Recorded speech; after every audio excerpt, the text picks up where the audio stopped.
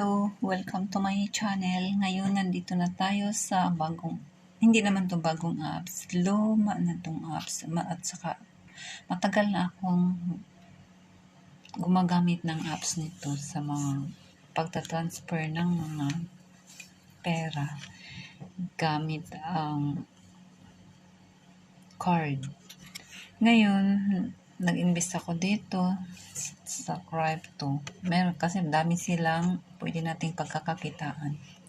May savings, may new investment sa mga stocks. Dito yung bago nila. Pwede tayong magbenta ng load. At saka nag-o-offer din sila ng credit, loans, at iba pa. Ngayon dito ako sa crypto kasi matagal na ako. Nag-invest ako dati ng crypto. Ngayon, titingnan natin ang aking crypto. Dahil nakabullish ang ating Bitcoin ngayon. Kahit wala akong Bitcoin, nag-bullish din ang aking inano na crypto. Ayan siya. Ang kinita ko sa aking crypto, wala akong ginagawa. Basta kay bumili lang ako noon. Hinayaan ko lang sila. Kaya ngayon palang sinilip, mataas na siya. Hayaan ko lang din yan siya. Dadagdagan ko na lang. Mas maganda talaga pag malaki ang investment. Malaki din ang kita. Malaki din ang interest. Pero sa akin, konti lang. Kasi tinatry ko talaga siya. Bago pa din, nagtry ako nito nung bago pa din itong nila, crypto. Ito po yung Maya apps. Marami tayong makukuhang mga benefits dito kasi madami silang mga palon. Pero ang gusto ko dito itong crypto. Hindi ko pa na try mag-withdraw. Kasi hinayaan ko lang sila. 3 lang yung inano ko dito sa maliliit lang na halaga. Itong Solana, Cardano at Polygon.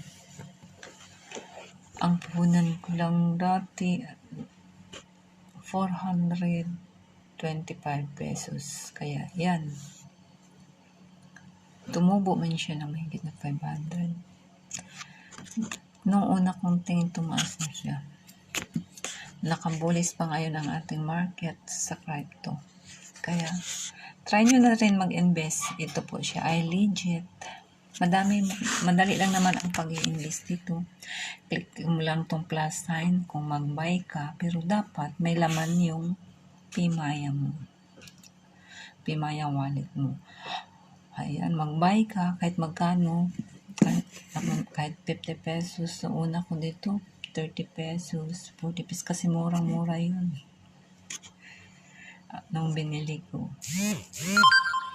Tapos ngayon tiningnan ko na siya. Kaya ayan. Dito siya sa plus sign, dito buy. Ibig sabihin mag-buy. Kung i-sell mo siya, i-click mo lang itong minus sign. Kung i-send mo yan sa ibang crypto, click mo lang itong send. Tapos titingnan mo yung nila. Yan. Try nga natin. Kasi try natin siya. Check lang natin. Pero hindi ko isi-send. Keep lang. Ayan. Yan pala. As in exactly amount ng currency niya. Ada.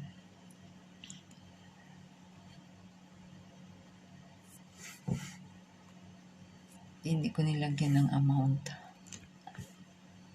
Kasi ayaw ko pa siyang pakialaman. Hahayaan ko lang siya. Basta yun lang, ipang-click nyo lang yung receive. Pwede nyo din siyang i-convert. I-click nyo lang ito, convert.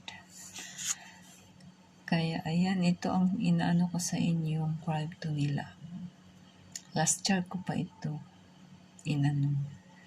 Ngayon, ito ang hot nila ngayon. Pero meron silang bago talaga. Itong stock market. Sa stock markets, pwede ka mag-invest ng 50 pesos para sa mga malalaking company. Kana pwedeng i-investan natin gamit itong my apps. marami din tayo makukuhang benefits at kikita din tayo dito sa pamamagitan ng i-share natin ang